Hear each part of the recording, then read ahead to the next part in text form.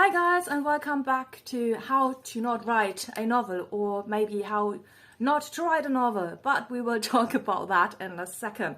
First of all, I promised you guys that I will upload me reading what I have so far, what the story we're working on together, but for some unknown reasons, when I was talking about 4 chapters, I actually meant 4 pages and got it all confused. I don't know.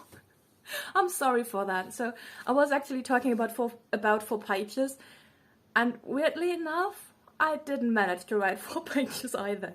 I'm really sorry. Life is complicated right now, and when I'm not working, I'm basically sleeping, and somehow I didn't manage to find time for that. So please forgive me for not keeping my promise, but I have something to offer you. What about every first Sunday of the month, I will read whatever I have written in the story up to that point. So every first Sunday of the month, you will have a proper update. And we keep doing that until the book is finished and then goes to proofreading, and then everything might change again because proofreading. And that is what we want to talk about today as well.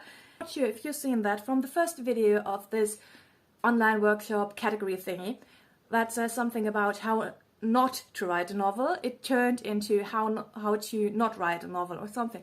Actually, I was putting not differently. So that is not good, because this is one of the things you shouldn't do when writing. When you keep saying, and I want to do this, that, and this is going to be the result of that, and you keep telling your audience, your readers, what is going to happen, and then you just somehow switch the wording in your mind without any explanation, and you're like, but I've said it like the whole time, doing it like that. And the reader's like, no, before it was like that, and that is not logical. And I know that I've said I don't believe in logical behavior, because behavior is quite the opposite of logic sometimes, and with everything that's going on in your subconscious mind, blah blah blah. But your characters need some consistency. If you throw them around the place like they don't count, you will upset your reader, and you will upset yourself whilst reading or working through it again, unless you do it on purpose. Let me give you an example using one of my books, when actually proofreading found a mistake I made, a really simple, stupid mistake, and it all saved the story in the end. So here we go. The example I'm giving you. I was writing the story and I forgot a deadline, so I had to work on it very, very urgently because deadline and blah, blah, blah. So I sent the first pages to the proofreading person, and I got it back. Most of it was harmless, and then there was this, by the way, if you do simple math like 800 minus 400, it comes to 400 and not to 500. What did happen there? Not that simple numbers I used, but kind of the same simple logic behind it. And I was like, duh, huh. I thanked the person for bringing it to my attention.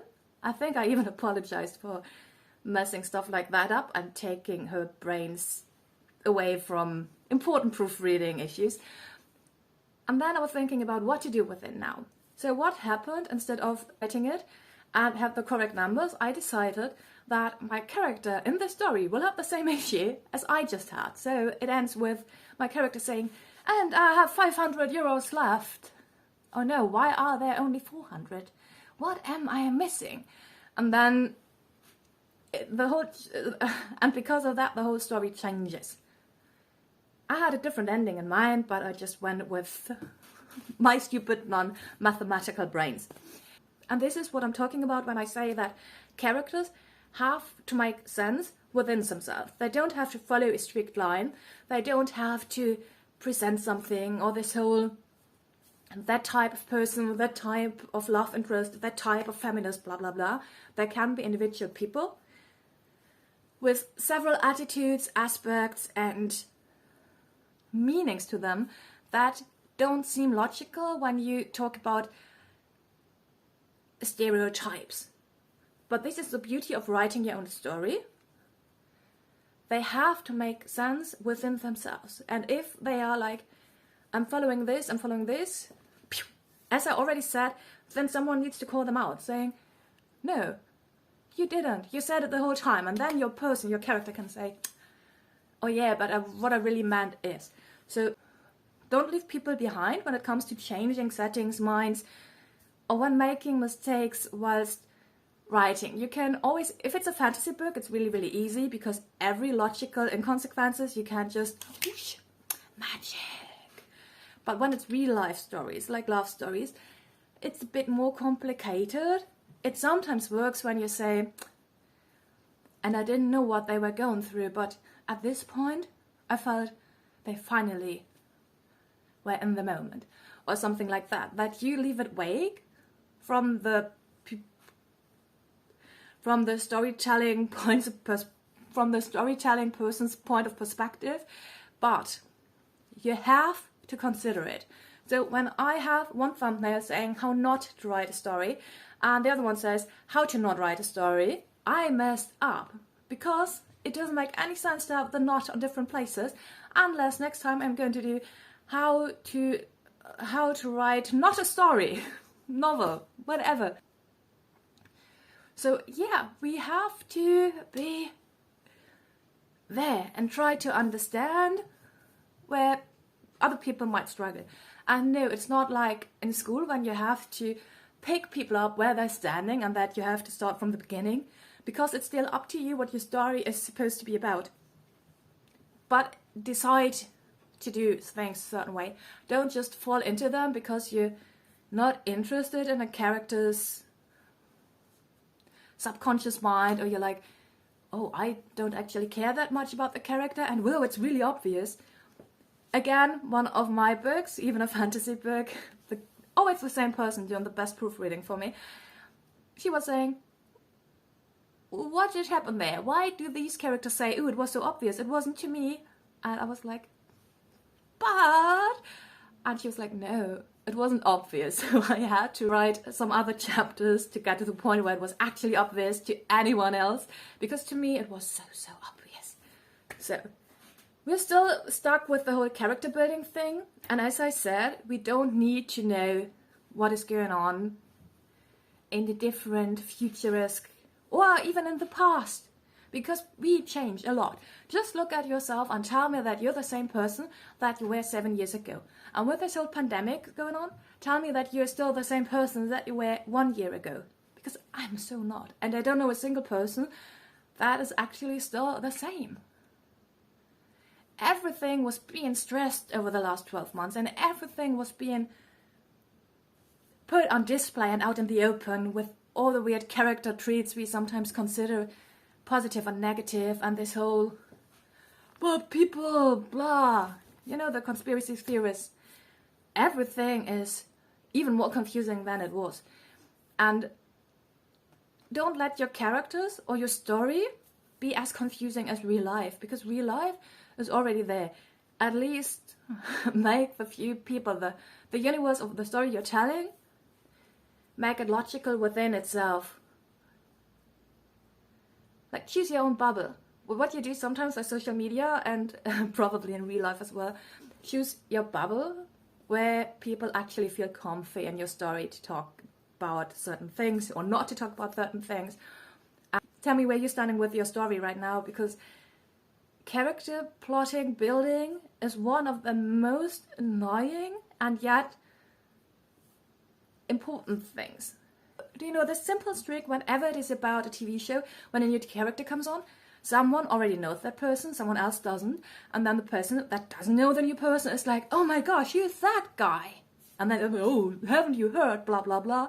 And then you have one character introduce the other one to each other, basically, but in reality it's to introduce the person to you, the viewer. And you could do the same thing with books. Or you could just leave it blank, and whenever it's necessary that you need to know something about the person, you have someone edit. Again, depending on the perspective of the story, if you have like, I really don't know what's going on, or they really didn't know what's going on, or... I know it's a lot of vague things that I'm putting out there at this point, but I promise you it will be more precisely at some point really, really soon. And keep in mind that you are writing your story. You're not writing a story for someone else to read. You're writing a story that you want to read. You're writing a story that you believe is necessary. It's not about catching money, other people's attention. But, there's always a but with me, I'm sorry.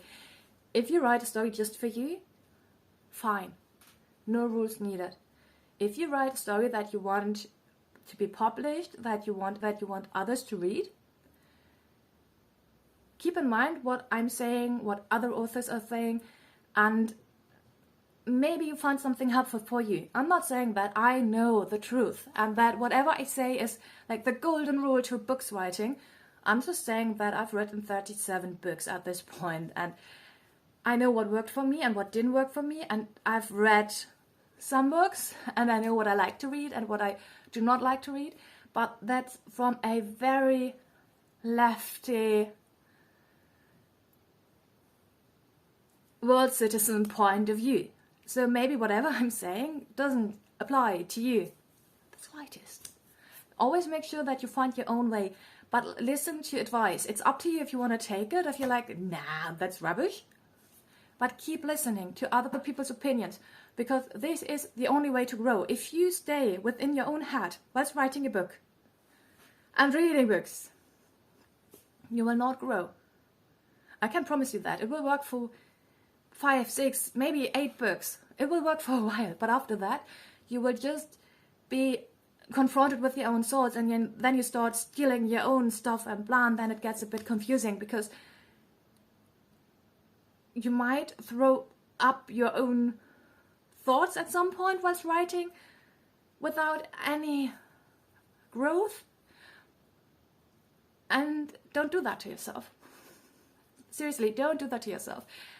Read a lot. Read something that you dislike or what other people recommend, and when you're like, okay, I don't like it, write down why you dislike it, and make sure that you are always aware of what you're doing when writing, because the worst thing you can do is just be like, nah, meh. Yeah. So, be aware, do some character plotting. I have no task for you today,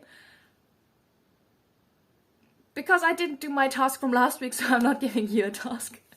Have a lovely, lovely, lovely day, and we will talk soon, and I promise you the story will be on here, and that is a giant pinky swear to myself and you.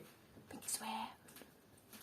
And until then, stay safe, stay indoors, live in your hoodies, and stay safe. Bye.